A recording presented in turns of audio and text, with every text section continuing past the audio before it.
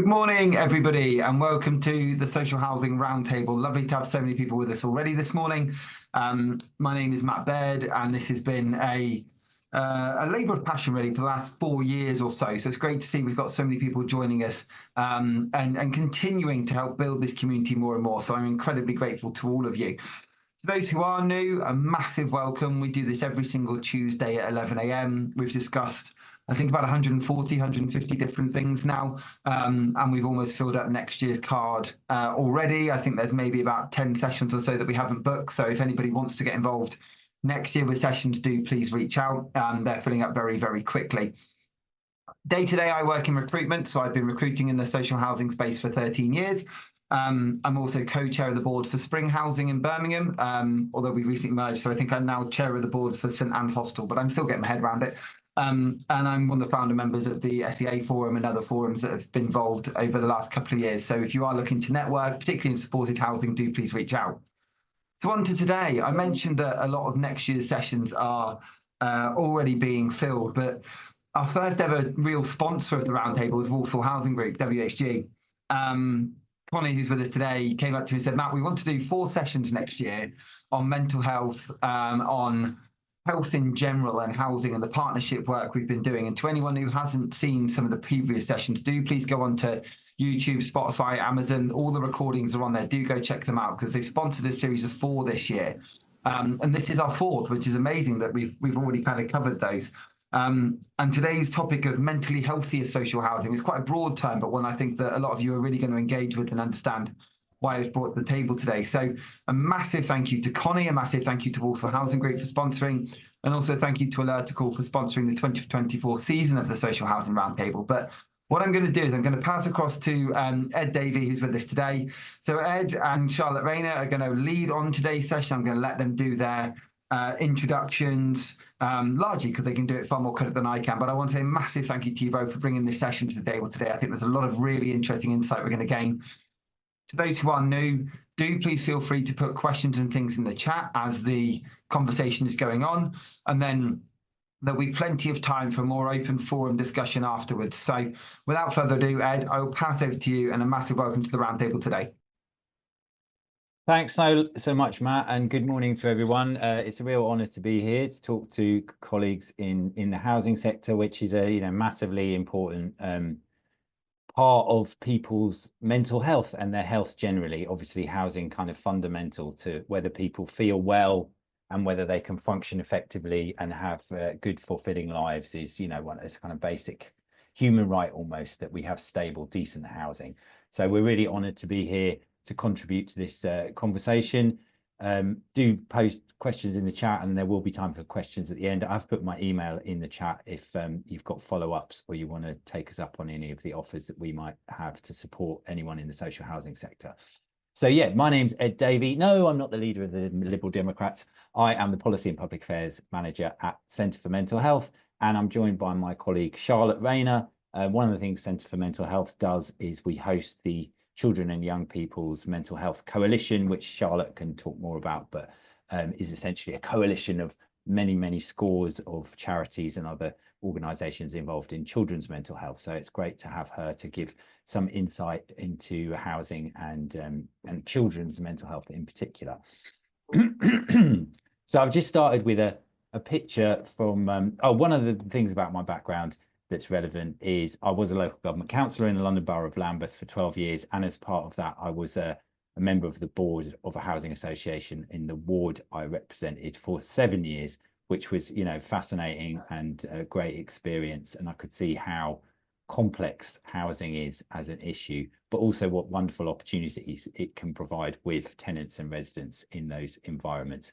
And this is my son's in the red T-shirt here on a nearby housing estate, social housing estate, with his friend having a birthday party. And I think it kind of illustrates some of the power of social housing to be support mentally healthier communities, because often social housing estates have a great sense of community and have a lot of kind of opportunities to connect people to each other and do stuff together that's beneficial to all of them. So I didn't want it to be some negative, like, mental health, it's all grim on social housing estates, because that is not the experience I've ever had, as I've been a social housing tenant myself and have had a lot of great experiences around social housing. So it can very much be a protective factor in people's lives and for their mental health. Right, let's see if I can move the slide on, would help, wouldn't it? And what's going on here? I'm more used to Teams. Oh, there we go. So Centre for Mental Health is an independent charity, and we take the lead challenging injustices in policy, systems and society so that everyone can enjoy better mental health. And we do that by building the research evidence to create fairer mental health policy. And we're pursuing equality, social justice and good mental health for all. And obviously that's quite similar to some of the missions that social housing providers have around, you know, social justice, and not just providing decent homes for people, hopefully, but also kind of looking after their wider determinants, you know, helping them to get jobs and socially connect and all the other things that the best social housing providers do as part of their missions as well. Charlotte, can I hand over to you just to introduce the Children and Young People's Mental Health Coalition? Thanks, Ed. Hi, everyone. As Ed said, my name is Charlotte Rainer. I manage the Children and Young People's Mental Health Coalition.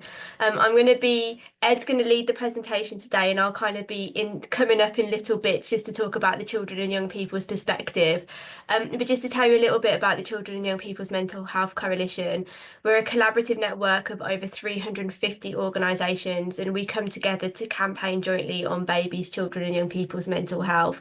So what we do is we take what our members are saying and the work that they're doing, and then we feed that into the conversations we have at a national policy level. So we try and be that really representative and reflective voice for the children's mental health sector. We are hosted by Centre for Mental Health, and we work really closely with Ed and the rest of the team there. And just to say that membership for the coalition is free and open to anyone that's got an interest in children and young people's mental health. So I'll put the membership details within the chat for anybody that's interested. But Ed, over to you. Thanks, Charlotte. I feel like breakfast TV. We go from like you're doing the weather and I'm doing the news. Anyway, on we go. So what is it about social housing and mental health? What is the connection there? I've got a picture up the top left. This is the big housing estate, Clapham Park, where I was councillor. And there you can see every day they have a fantastic fun day with a kind of carnival thing, and they spend months getting the costumes ready. And again, I think it illustrates some of the positive benefits of social housing estates where there's a strong sense of community. So as I say, starting with an asset-based approach. So let's look at the positives. Often there's a strong sense of community in social housing estates. I know not all social housing is in an estate, but anyway, let's just think about that for a second. There's regular interactions with the landlord, which can be opportunities to offer support. Most social landlords want to improve lives with tenants and not just collect the rent and manage property. And even if they don't have that moral imperative, and I'm sure you all do, you're incentivized to do that, right? Because if you've got healthier, happier tenants, they're more likely to pay the rent on time and not cause noise and other issues for your other tenants and your staff and things like that. So those are some of the positive things I think about social housing and mental health. And then there's some other characteristics on the right-hand side. So we know from the evidence is very, very clear, and I'll talk more about that in a second, that poverty causes and worsens mental ill health, right? So there's a very clear connection between low income and more risk around mental health. And by definition, obviously, social housing tenants are generally speaking on lower incomes. That's how you become eligible for social housing in general, and therefore there's a clear correlation between social housing tenants, lower incomes and mental health risk. So we can see that there's a connection there. And then we also know that people with mental health conditions who've struggled to maintain other housing options in the private sector or other situations are often placed in social housing, which then further increases the concentration of the numbers of people with mental health conditions in social housing. So and I've put two arrows there because they're kind of bi-directional, right? People with mental health conditions are likely to find it more of a challenge to get into and maintain decently paid work, and that's going to affect their incomes, and that's going to make it more likely that they'll end up in social housing. And then it's bi-directional in the sense that when you are in a lower income situation, you're more at risk of mental ill health, and so those are the sort of bi-directional relationship there. And then people with mental health conditions are at greater risk of substance misuse. So we know there's like technical jargons like comorbidity or other, you know, more than one condition can exist at once. So people who are depressed, like I had clinical depression, and then I had problematic drinking because I was trying to drink to self-medicate. So that's not unusual that people have mental health conditions and substance misuse issues. And then people with mental health conditions and other vulnerabilities are at risk of exploitation by unscrupulous people, things like cuckooing, which is where, as I'm sure you guys all know, gangs or other unscrupulous people can take advantage of people with vulnerabilities, take over their flats, do drug deals, and other things can go on in that kind of situation. And people with mental health conditions can be more vulnerable to that kind of exploitation. And people with mental health conditions can have issues regulating their behaviors. Sometimes there can be issues around kind of noise and other antisocial behavior. That's not unique to people with mental health conditions, obviously, but it can be a factor that can cause distress to neighbours. And then some people with mental health conditions, again, not unique in this, can struggle with rent, with maintenance of their properties, and interactions with the landlord and other authorities can be challenging, and that can cause challenges both for the person and for neighbours and for officers of the social housing provider. So that's those are some of the less positive things that can happen, but it's important to kind of recognise those can be challenges associated with mental health in social housing. I certainly saw that as a councillor and as a member of the housing association for those years. This slide just gives a little bit of background on mental health kind of in general, just so that we kind of have a shared understanding of what it is. Up the top left hand corner is a World Health Organization definition of mental health. So the green kind of arrow, mental health is a state of balance within and with the environment, the foundation for effective functioning, the ability to think, learn and understand one's emotions and others' reactions. So obviously mental health, incredibly important. That point about the interaction with the environment is particularly important when we think about social housing, because part of the environment obviously is created by the social housing circumstances, the housing, the green spaces, the playgrounds, the community centre, the other facilities you might have in that environment. And you can see therefore that social housing plays a really important role in creating that environment that then creates the best or less good conditions for people's mental health. The next orangey kind of arrow just describes common mental health disorders. So that's things like depression and anxiety. They are common, like 1 in 4 people have diagnosable symptoms at any given time. But the good thing is there are some really good treatments. So things like talking therapies, which is available free through the NHS, has a 50% recovery rate. That's really good.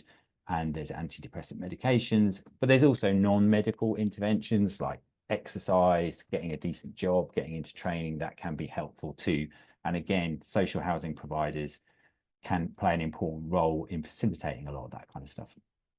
And then the red arrow at the far right top hand corner talks about severe mental illnesses, which are much more unusual. About 1% of the population experiences severe mental illness, which it includes psychotic illnesses like schizophrenia, which is characterized by hallucinations. So, you know, thinking, seeing and hearing things that aren't really there, and very distressing for the individual and those around them. But again, there are effective treatments for that, and people can live decent lives. They can recover, they can make a contribution and work, even with, you know, having had some really severe symptoms. So there's always hope for people. If you need to access the right treatment, then I urge you to do that, because that can be really, really effective. Then in the middle, we've got this kind of spectrum bar, starting with healthy, coping, struggling, unwell. 80% of us during our lifetime will get to the unwell bit. We will have diagnosable mental health conditions during our life. So that's practically everybody. And we will move, everybody sort of moves up and down this bar depending on our circumstances and what's going on and how we respond to it. And then just a few little points at the bottom.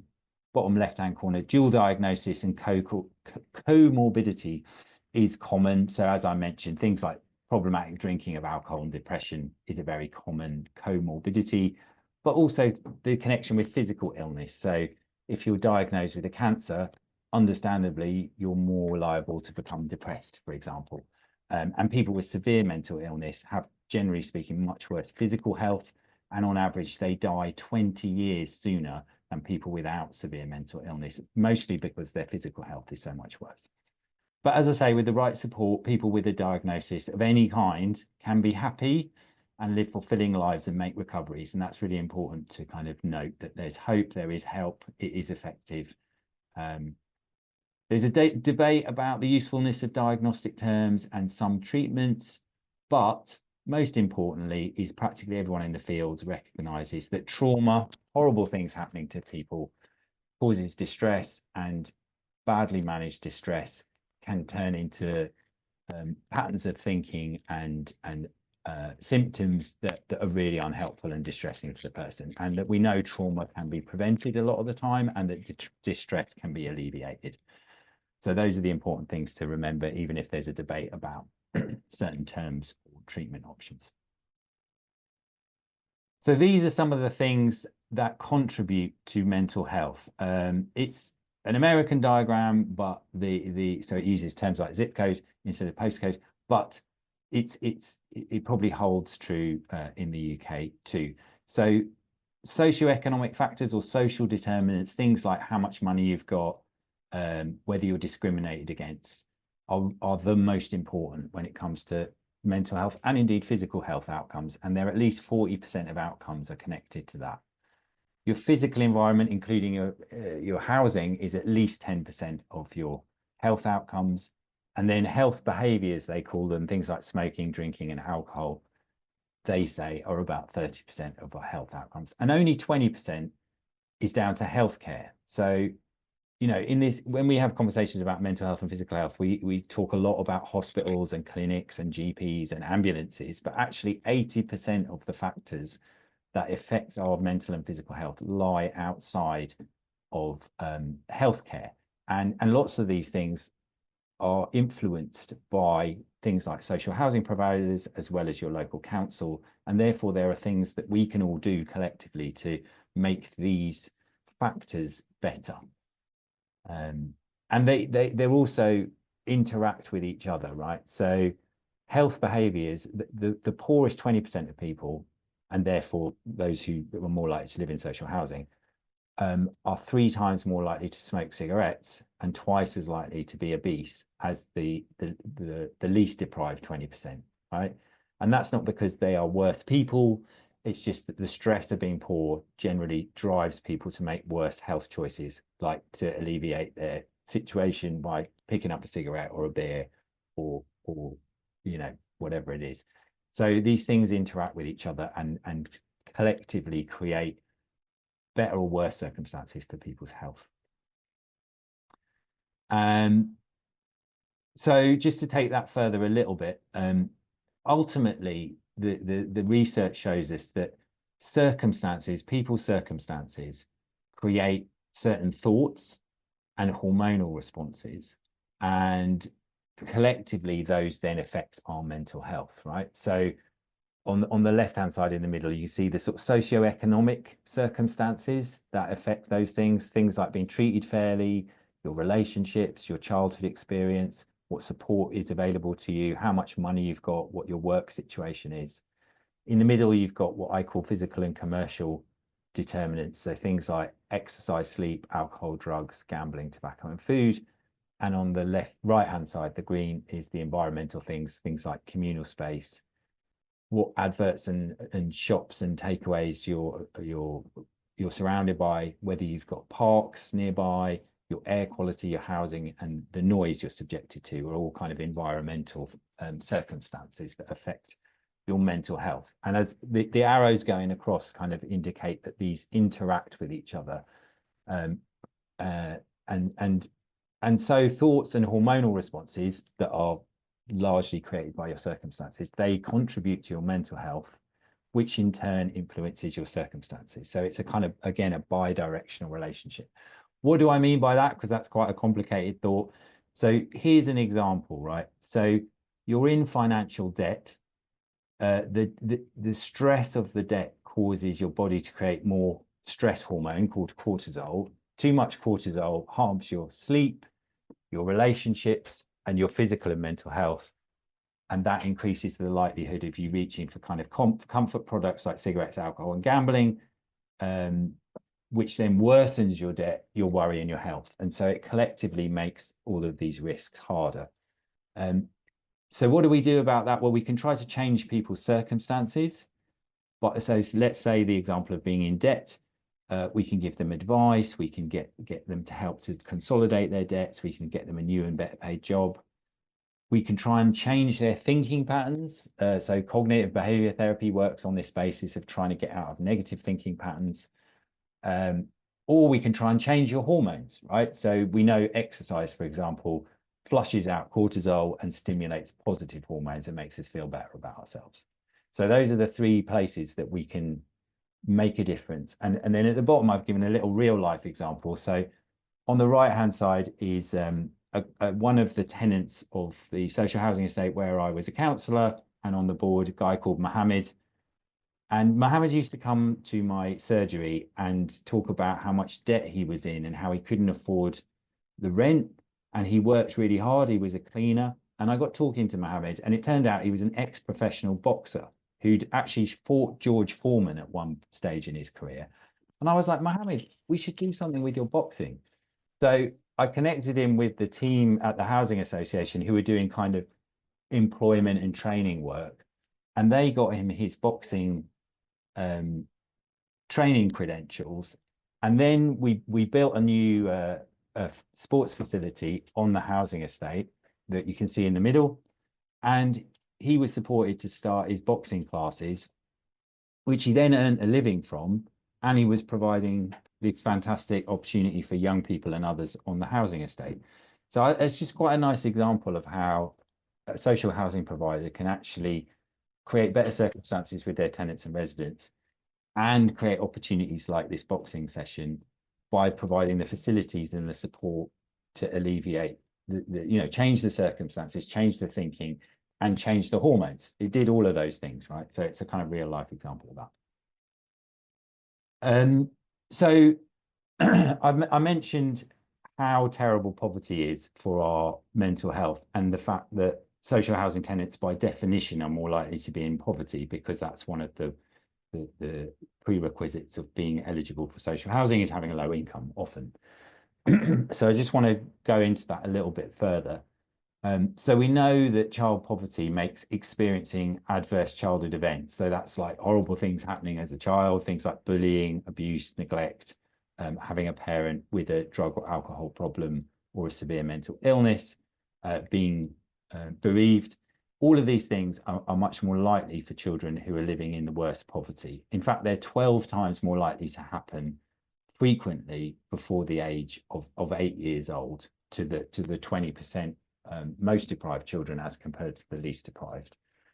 And then we know that the more adverse childhood events you experience as a child, the more likely you are to experience worse mental health as a child, but also as an adult. So I'll just hand over to Charlotte, who will go a little bit further into that particular thing. Thanks, Ed. So as Ed was talking about, the links between mental health and poverty are quite persistent within children and young people. So children and young people, mental health problems have been rising within children and young people over the last decade. So in 2004, it was 1 in 10 children and young people. In 2017, that rose to 1 in 9 children and young people with a mental health problem. And then following the COVID-19 pandemic, that has increased again. And we're now at 1 in 5 children and young people aged 8 to 25 with a mental health problem in this country. But the rates of mental health problems have been rising alongside the rises in child poverty in this country. I don't think it's any coincidence that we've seen rises in mental health problems and rises in child poverty. And in 2022-23, an estimated 4.3 million children in the UK were living in poverty after housing costs, and that's an increase from 3.6 million in 2010. And data also shows Ed's spoken about that bi-directional link, but children with mental health problems are twice as likely to be living in households that have fallen behind on rent, bills, and mortgage payments compared to their peers without mental health support. And earlier this year, we did some research with Centre for Mental Health and Save the Children, which looked at the links between poverty and mental health, but also explored young people's experiences of living in poverty and having mental health problems, and also parental experiences of financial stress. And what we heard overwhelmingly from children and young people was that they felt shame and embarrassment around living in poverty. They didn't have the same things as their peers. We heard from parents how they felt guilty, they felt stressed because they weren't able to provide for their children, but also they were really aware of the impact that living in poverty was having on their children as well, and they could really see that. And then just on the next slide, we know that sorry, thank you, Ed. We also know that there's an increasing number of children and young people who are homeless and are living in temporary accommodation. So there's now over 145,000 children who are homeless and living in temporary accommodation, and that's a 50% rise from last year.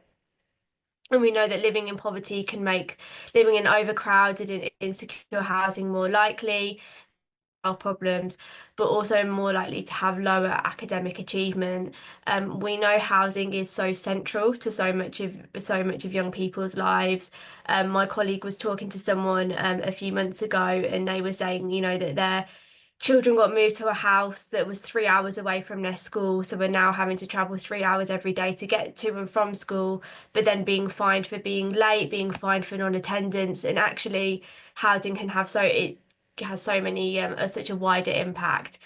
And again, that quote on the board is just from one of the young people that we spoke to as part of that report we did on the links between poverty and mental health. So as I said, we're seeing mental health problems rise, but that's going in tandem with rising rates of poverty and also rising rates of insecure housing, and those are all really majorly linked, which Ed will tell you more about now. So Ed, this is working very seamlessly, Ed. A little break now. Look, you watch. Thanks very much. We're going back to the studio now after the report from Charlotte. Sorry, a frustrated journalist. I still wanted to be in breakfast TV. I've got a great face for radio, I'm told.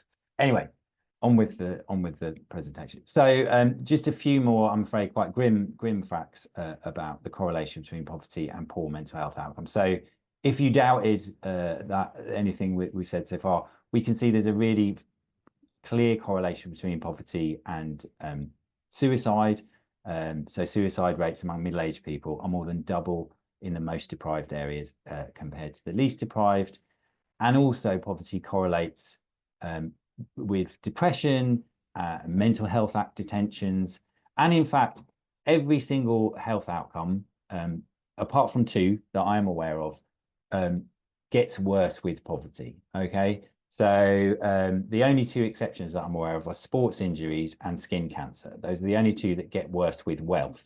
For the obvious reason, the wealthier you are, the more likely you are to spend time in the sun, getting a nice suntan, and that increases the risk of skin cancer.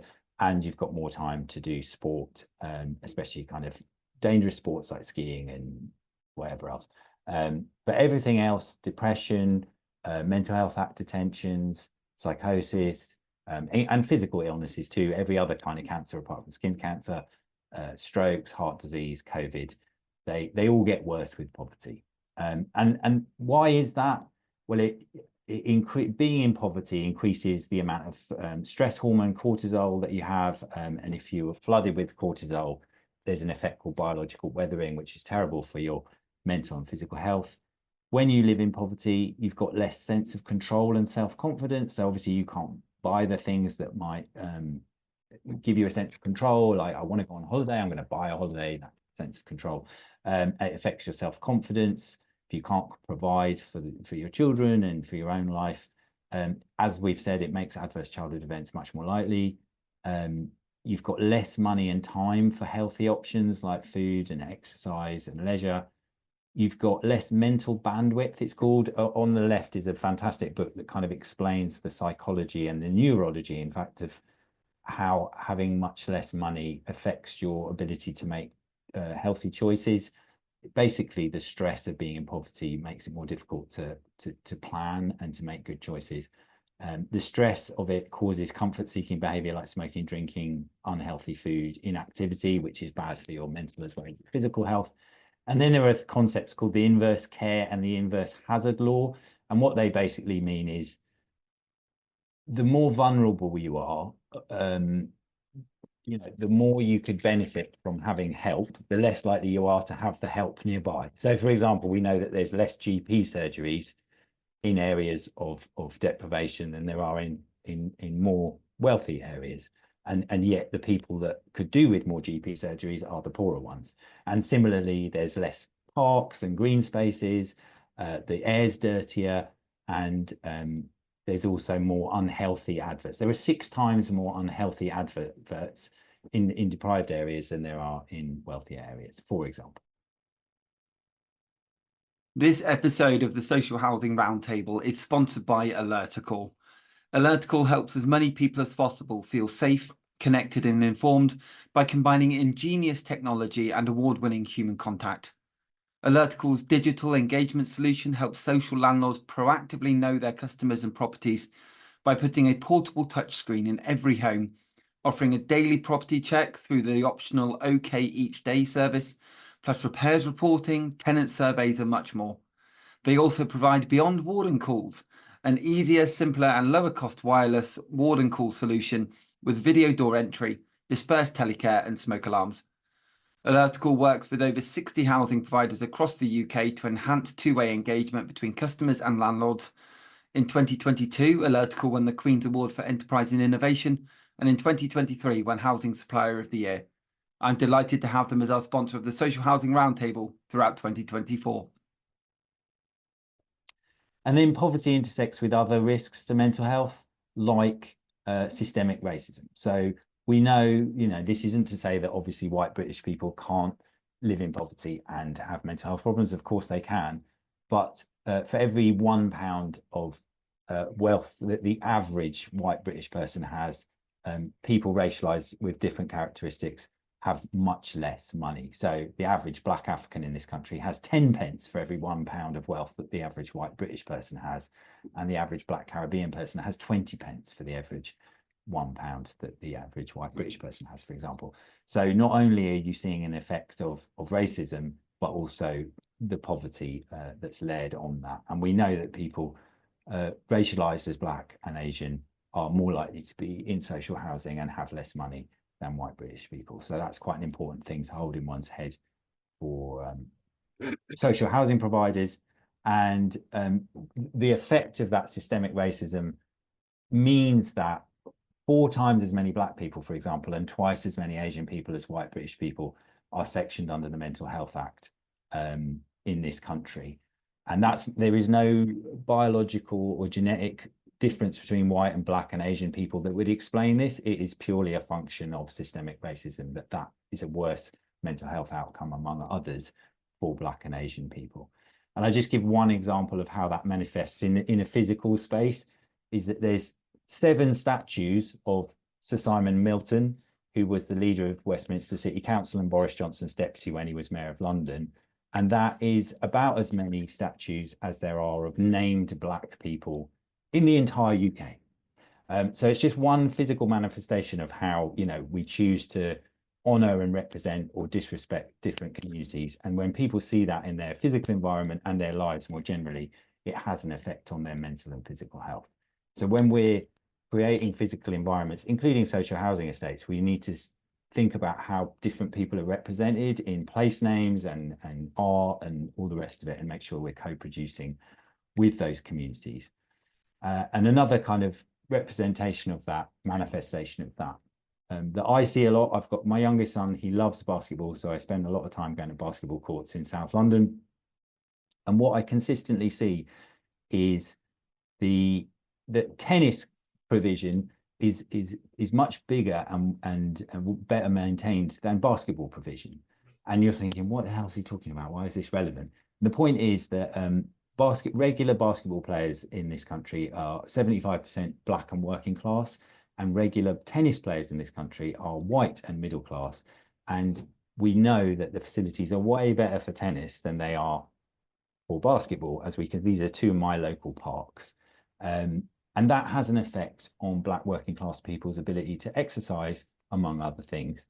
And it's just one way that the physical space affects people's mental and physical health, and is informed by, no one sat down and said, let's make the park racist. It's just an unconscious thing that we need to be aware of when we have responsibility for physical spaces, including social housing estates, and make sure we co-produce the facilities and spaces with all of our tenants and residents to make sure we're providing the right sort of facilities that are going to help them to improve their own health.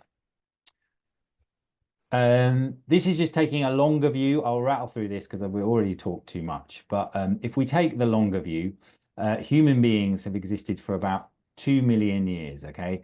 And nearly all of that time has been as hunter-gatherers, roaming around the savannah, finding and hunting our food. And only this tiny little yellow section at the end is the modern world, when we've had digital and chemical manipulation of food. So our biology and our psychology very much evolved to be hunter-gatherers, surrounded by the natural environment, free from external control, connected to our tribe all the time, physically active, stimulated with stress hormone only in response to danger, and rewarded with dopamine, which is a nice hormone, for finding sugary and fatty food. So that's how we evolved. And then we tend to live more like this, controlled a lot of the time, minimized our physical activity, triggered with stress hormone for stressful things like being sat in traffic, distanced from other human beings, separated and damaging nature, being poisoned with pollution and surrounded with calories and alcohol, and yet we're still stimulated with dopamine, even though most of us don't have a problem and not having enough food. It's almost having too much food. So that kind of disjunction between the circumstances in which we evolved and the circumstances in which we live now partly accounts for all of the health problems that we currently see around us, including mental health problems. So what we need to do about that is to emulate some of the circumstances in which our predecessors evolved in. And I give one tiny example here. So down below there is Tulse Hill housing estate around the corner from me that got a huge grant to turn a lot of its car parks into these nature spaces and communal growing spaces. And that's brought people together, growing their own food, being in nature, exercising, socializing with each other. And all of these things are really protective for mental health and are much more like how we evolved than just sitting in cars in our oval car park in the middle of our housing blocks. So I won't labour the point because we're running out of time and I want to leave plenty of time for questions and other comments. But as I say, those of us that have responsibility for environments like local councillors or social housing providers just need to think about how we can create those circumstances that use the best of what was most advantageous to our predecessors and what's gone less well since. And that's not to say there's not wonderful things about the modern world, including better housing, better sanitation, better vaccination, better nutrition that has improved our health at all. I'm not saying it was all great in the olden days, but there are some lessons to learn. And that's doing things like reducing inequality and poverty. Hunter-gatherer bands were egalitarian in general. Everyone had more or less the same and it was distributed according to need. So think about how we can do that, how we can support positive social contact, how we can encourage and support exercise with the design of the spaces that we create, how we can encourage more green space, plant more trees, have more interaction with nature, and how we can give more opportunity to use the arts and make connections with people as well. So just a few sort of suggested solutions, especially around the poverty point, but more generally as well. Well, you know, in theory, alleviating poverty is simple, right? We increase incomes and we reduce costs. Easier said than done. There's things like living wage accreditation, social value procurement, which just means buying more goods and services and labour from our local communities rather than outsourcing it far beyond, and keeping the money in our local communities to create decent job opportunities and training. Increasing the uptake of benefits and the awareness of people's eligibility. So something like £24 billion of benefits in this country are not claimed. And by far the most popular courses we ever ran as a housing association when I was involved was kind of money clinics, where we, you know, supported people to make good choices about their utilities firms to save money and what benefits they were eligible for. And that is, you know, such a fantastic investment for a social housing provider. Education training, including individual placement support, which is a specialist scheme that supports people with mental health conditions into work and then to stay in work, is a really fantastic thing. Effective treatment and support that you can signpost to, and, you know, vote, campaign, join NHS trusts and councils and other bodies locally to influence policy to make sure you're doing the best you can for your tenants and residents. Reducing costs, so affordable housing, which you guys provide, is part of a very important part of that, because housing is such a big cost. Things like getting decent insulation so people's energy bills go down, providing domestic and cooperative renewable energy schemes. So there's like fantastic renewable energy schemes on social housing estates that can reduce everybody's bills and make a positive environmental difference. And giving more people access to active travel, walking and cycling is obviously a cheaper option than driving or public transport even, and is good for their mental health. And then a few mitigations, things like addressing the inverse care and hazard laws I mentioned. So where you have the influence of trying to get more health or childcare or other facilities in your communities, that can offset the effects of poverty.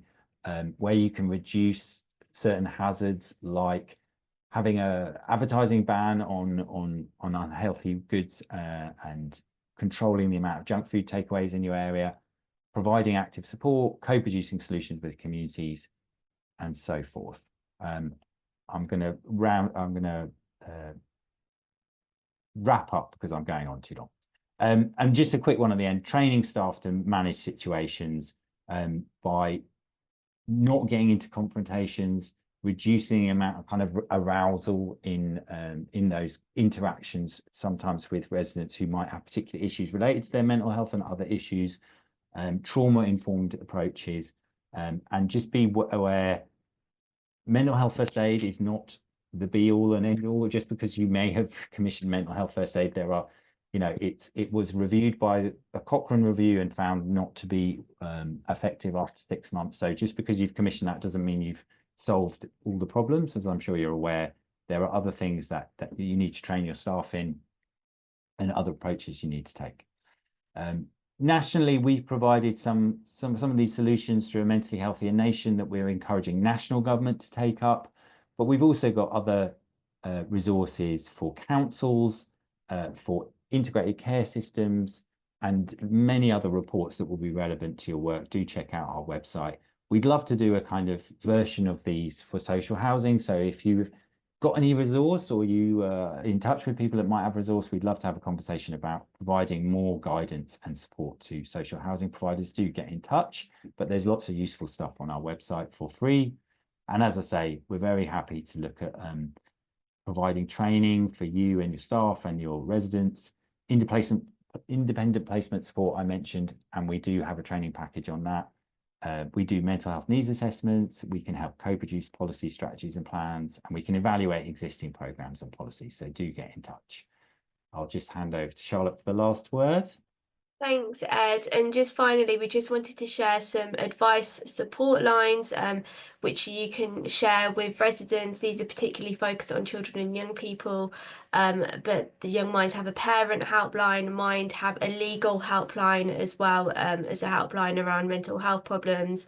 I'll put the link for these lines in the chat as well so that you can use them and refer to them in our own work. But thank you so much, everyone, for listening. I hope that was useful. Ed, I don't know if you want to share any final comments. Yeah, thanks so much, Charlotte, for co-presenting that with me. And it's been, like I say, a real privilege to have this opportunity to speak to you all. Do get in touch. I've put my email in the chat, and very happy to take any comments or questions now if there's time. And I'll just hand on to. I might hand it back to you, Matt, and then Connie. I was going to say there's plenty coming through on the chat that I want to kind of dive into in a minute. But Connie, just in terms of obviously as a sponsor through WHG of this, is there any thoughts you'd like to provide before we go to the general chat on the work you've done, guys, at the centre too? Yeah. So one of the things that does concern me about mental health at the moment is, in my view, is being overdiagnosed because of poverty. So classic example is lone parent, not very much money, worried about feeding the children, so he's obviously anxious. I would be. Goes to the doctor hasn't got time to talk to her through it properly, so says, here's some antidepressants, you're obviously anxious. Off she goes. She's now been told by a medical professional she's anxious and has got mental health illness. She then ascribes those behaviours to herself, and then she's caught up in that cycle of, well, I must be anxious because I've been to the GP and you told me that. If she'd been given a social prescription or a prescription for food, food vouchers, fuel vouchers, I think her mood would have lifted somewhat. But then it's not that simple. So when through our WHG have the H factor strategy, health, hope and happiness, and a key part of that is social prescribing. And that particular young lady that I talked about, that actually did happen. And we managed to get her into the right services to get over that period of anxiety, but also to address the fact that she hadn't got enough money to eat and eat well. And she's now one of our social prescribers, because WHG have a concerted focus on recruiting customers that live in our homes to work in the delivery of the services that help other customers, and that's our community champion programme. And I'm really pleased to say that the majority of my team are customers that live in our homes, so they're the best people to help other people.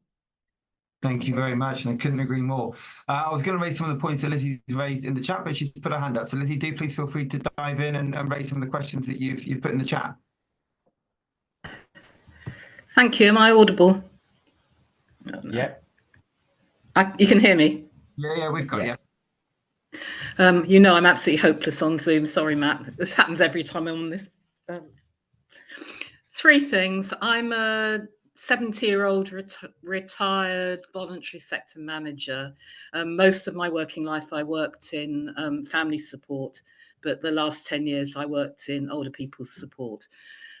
Did a lot of interactions with government, contributed to various care acts, trotted in and out of Westminster meeting ministers and civil servants. And I also rent a housing association flat. In the house I live in, we have me, a retired social work stroke voluntary sector chief exec. We've got a mental health nurse. We've got a care worker. And this is replicated across millions of households across the country. We are a massive resource of training, qualifications and skills. Many of us in expensive areas, as I live in central London, have moved through our careers to chief exec level or senior manager or supervisor level, and still rent social housing because it's too expensive to rent or buy privately.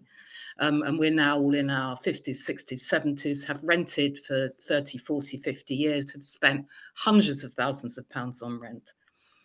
And yet the conversation is all about deficit, about poverty, saving us from our sad little lives, helping us eat properly, making us give up cigarettes, instead of looking at this huge pool of professional expertise and experience and commissioning us to advise the boards and staff teams of our landlords, many of whom don't have these skills.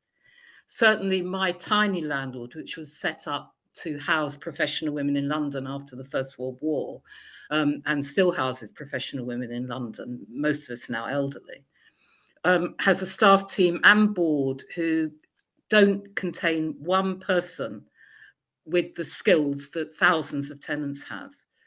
And yet we are never commissioned to come in as paid consultants, not as chirpy volunteers on a panel 3 times a year, to teach these skills to our landlord staff, many of whom are a third of our age. So because my own background and training is in mental health, and I strongly believe that the home is a source both of ill health and good health. And as I've said in my chat comments, my own mental health as a very confident, highly trained, highly qualified professional is hugely adversely affected by my landlord staff's behaviour to me. I'm finding this whole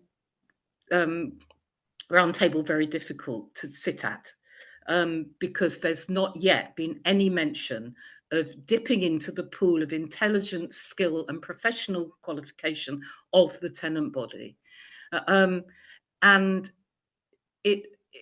this horrifies me. I'm on all the blasted panels, the regulators one, the ombudsman's ones, the Department of Housing and Community Government one, and it's exactly the same model as the landlords panels of tenants are sat silenced while people half our age chat happily about us and occasionally allow us in. I do think there needs to be an enormous sea change.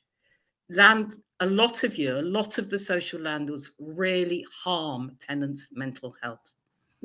And I'd love for you to come back, but also Connie, because I know this is something you're incredibly passionate about. So Ed, I'll pass over to you first, because I know the work that actually you've done in collaboration with tenants, but I appreciate that there's an awful lot we did in the presentation as it was. But thank you, Lizzie, because I really value your point.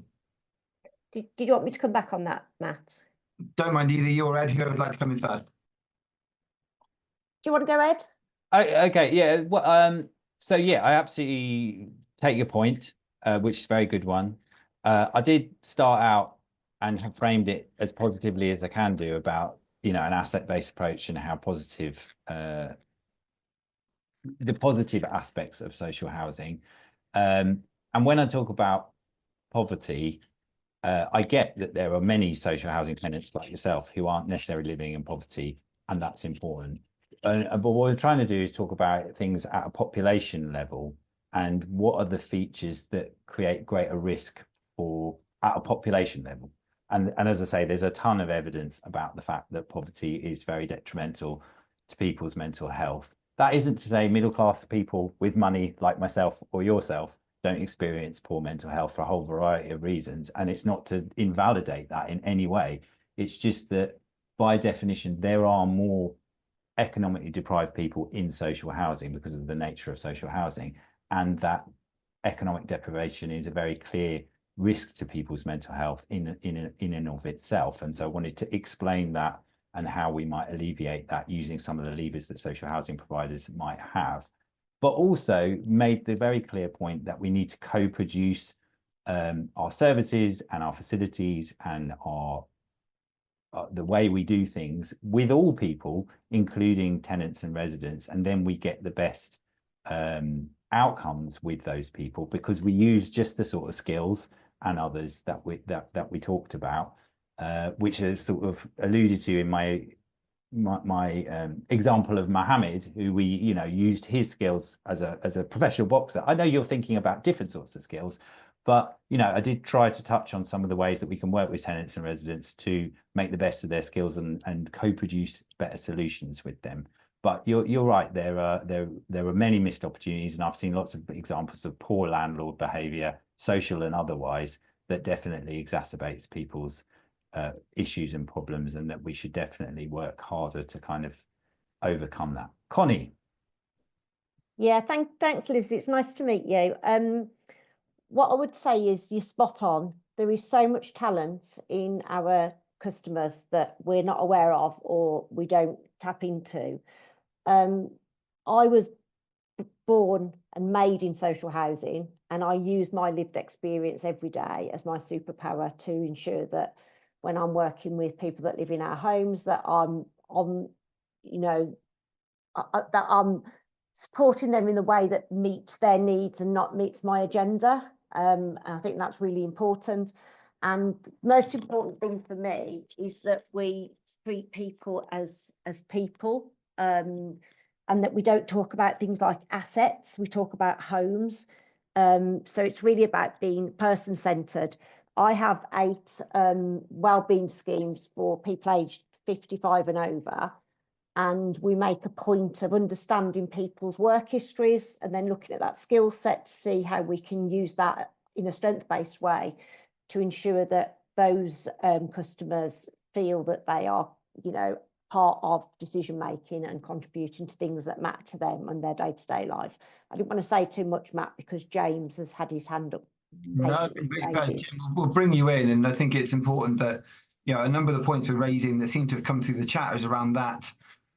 It isn't just, unfortunately, society in general that's causing poor mental health and things like that. Sometimes it's the housing associations and providers themselves that are exacerbating underlying health and mental health issues. And I think it's an interesting balance between the two. I know there was a comment I made about, you know, rent increases and what's going on there, but we've got about 3 minutes to go. So, Jim, I'll bring you in, then I'm going to Megan, and we'll try and fly through the points in the chat as well. We'll do our best. But, Jim, over to you. Hi, lovely to see you again, Matt. Hope you're well. Right, everybody, I totally agree. I have to say, I must agree with what Lizzie says. Years ago, when I worked in nursing care as an auxiliary nurse, I suggested at the time with the nursing organisation I was with that what they should do is use an untapped resource, which was a local community college, and bring them in to work alongside the service users, who were home office patients, by the way, and to teach them, you know, decorating skills, painting, gardening, horticulture, and that's what they did, and it worked as a community project collaboratively. In the same way, I suggested with the housing associations that they should do the same. So if you do have problems with tenants who may be struggling with mental health conditions, you can actually get them involved in different work programs like horticulture and things like that, you see. But like Lizzie says, and I totally agree with her and couldn't agree more, there's so much untapped opportunity there. I feel, in fairness to the housing associations in the sector in general, they're doing their very best to try and become involved for tenants. But unfortunately, it's like everything else. There's so much being expected of them to do that they're being stretched to the absolute limit, and they're having to wear 6 and 7 different hats. And you can't expect them to get it right every time. So if everybody just kind of stuck to the jobs that they should be doing and let everybody else do their jobs, maybe it might work a lot better, speaking from my own experience. Thank you. Thank you, Jim. Megan, I'm going to come to you. Hi everyone, I'll make it really quick. I'm a scheme manager with Yorkshire Housing, and it's really interesting, and I do agree with a lot of comments. We're currently in the process of kind of transforming our approach with tenants, the people in our homes, communities, and some of the kind of really key themes that are coming out of a lot of our conversations are that our staff need to be upskilled to kind of deal with a lot of trauma that people might have previously experienced. And actually, when people come to us at the point of application, not everyone is happy to get a home. Some people, it is a last resort for them. They've had no other option but to, for example, bid on a property. They might have come from, you know, domestic violence, that sort of thing.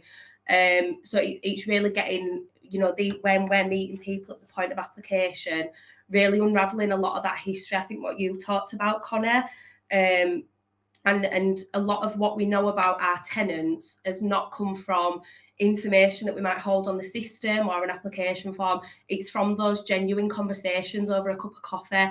Tell me about yourself, how have you been, that sort of thing. So we're looking at really transforming how we're calling it feet on the street, not bums on seats, and actually 80% of our time should be out in the communities, not sat behind a desk, you know, just making phone calls, you know, as a bit of a loose example. But yeah, completely agree with kind of what everybody's saying. So yeah, interesting. Thank you. No, thank you, Megan. And a couple of points that stood out to me in the chat was one which came from Jim. I did not know that white people got more benefits than people of ethnicity, and I also did not know there was such a difference between political or social history. It's amazing. And Liz mentioned I was heavily criticised once for insisting a brand new play park was completely accessible for those with disabilities. We did achieve it in the end. Inclusivity is also about ability. We continue to exclude large parts of our society. The elderly and disabled especially often feel trapped inside their homes and obstructed from venues and outside recreation. Lots of points still coming through. Ed, I'm going to pass to yourself for kind of final thoughts because we are out of time, but is there anything you'd like to share? Well, I think probably people have heard quite enough from me. But I've really enjoyed the session. I really appreciate the opportunity to talk to people. As I say, I've put my email in the chat. If people want to follow up with it, with any of the things that we offer, or they've got other questions or anything, do let me know. And you know, I know from my experience in social housing, it's a really complex, difficult area.